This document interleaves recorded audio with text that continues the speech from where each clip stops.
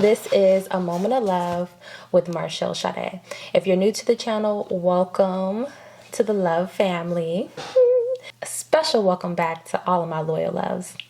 So let's get straight into it. We're in Exodus 20:17. It says, "You must not covet your neighbor's house. You must not covet your neighbor's wife, male or female servant, ox or donkey, or anything else that belongs to your neighbor." To break it down in fifth grade terms, to covet means to be so jealous of something someone else has that you want it desperately. Coveting means makes a person miserable and keeps them from putting God first. This commandment helps keep you from falling into this bad habit. Now, this message is going to bless at least one person. You're looking at something that is in their life that you want, and you're so busy watering their grass to the point that you're not even focusing on watering the blessings that God has for you. You may be wanting the material things that is of this world, okay? And God is saying that I'm going to bless you with that and more. See, whenever you focus on the garden and the grass that God has blessed you with, because God is going to bless you with your blessings and all of your heart desires. See, you miss your mark when you're focusing on someone else's grass. You're watering their grass and you're forgetting about your own. Yours is over here browning it up.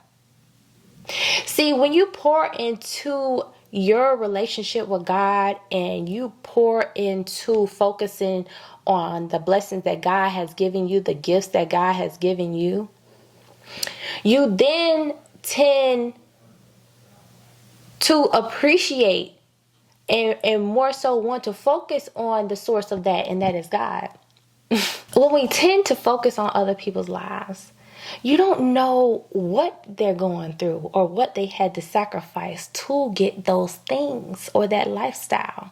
You don't know what they had to go through. You don't know what you're asking for. So when you're looking at other people's lives and you're saying, "Oh, I want that, I want this," you don't know what you're actually subconsciously signing up for. You don't know what you are doing. See, that's why God sent me here to let you know and bring light to this. And it's something that we're not consciously and knowing about. So I'm bringing this word to you today to consciously awaken you and allow you to know that this is a part of the commandments. And it's actually the 10th commandment. And it reads in Exodus 20:17, "You must not covet your neighbor's house. You must not covet your neighbor's wife, male, female, servant, ox or donkey, or anything else that belongs to your neighbor." Now, I looked up what is covet. I'm learning with you too. I'm like, okay, teach me. I'm listening.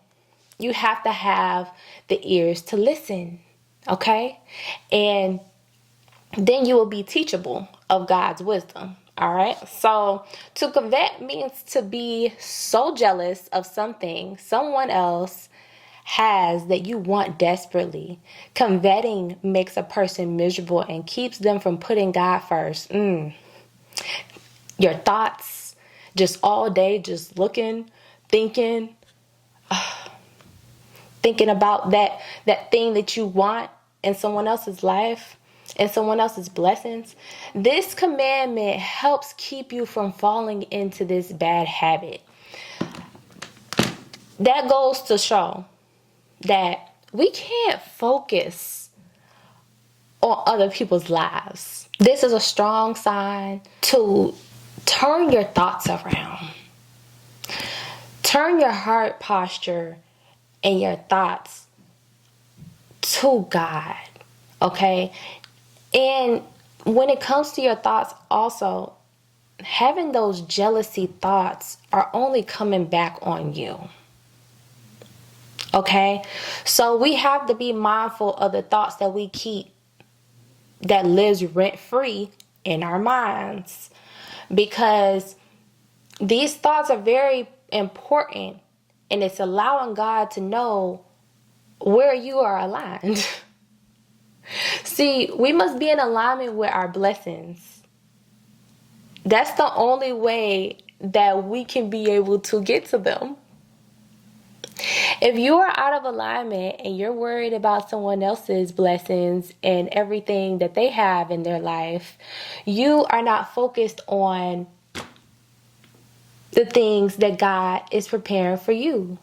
The overflow and the gifts and the talents that God has for you already.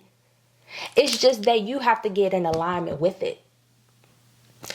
And a lot of times it can be hard, and I know, because it's things that you're watching. It's things that you're constantly putting at the front of your gates of your mind. Okay? See, we have to protect the gates of our mind daily, because it is under attack by the enemy. Okay? And the enemy is your thoughts. It's our thoughts. And once we grasp that and we gain control and allow God to then intervene in our life and guide us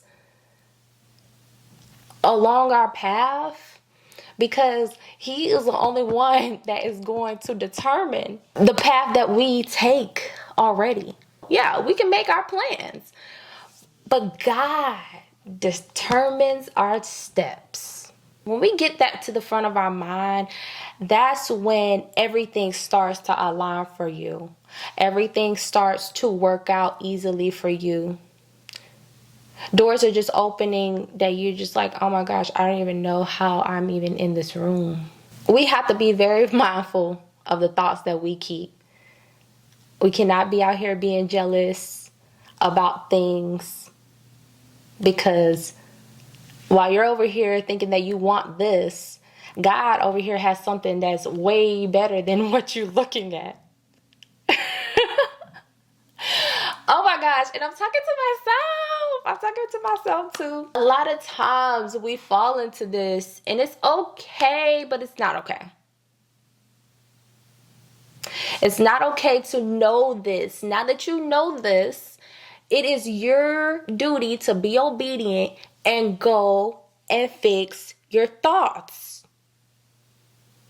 It's no time to wait around, unless you just got time to wait around on your blessings and you're just like, you know what? I'm not deserving right now. I'm not deserving, because that's what you're saying. That's exactly what you're saying to your blessings whenever we are not being obedient. Once you know something, you have to address it. You ever heard that saying, if you know better, you do better? Apply that to this. Now that you know better, you must do better, because that's the only way that you're being obedient to God. Okay? So that is all that I have for you today. I just really thank you so much for watching this video. I hope that this message blesses at least one person. Make sure you like, comment, and subscribe, and send this video out to at least 10 different people that you know this message is going to bless. Okay? Because God has sent me on my platform to be a vessel to uplift and empower His children. It's time to get in alignment. I am feeling like everything is working out in your favor, and I know everything is working out in your favor. Once you believe that and you have faith in God, then you're going to see. Even if you haven't even been put in a situation that you actually, leaned on God for just a second to see, like, let me try God. Let me see what He's all about.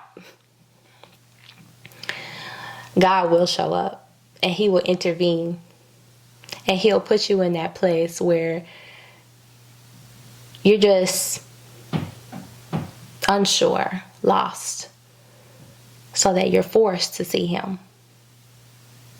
And if that's you today, repent. and turn to God. Surrender. Because there is a such thing as heaven on earth. And that is true peace, freedom, and that goes for in your mind as well. I love you so much, and you already know it's all love. LOHV.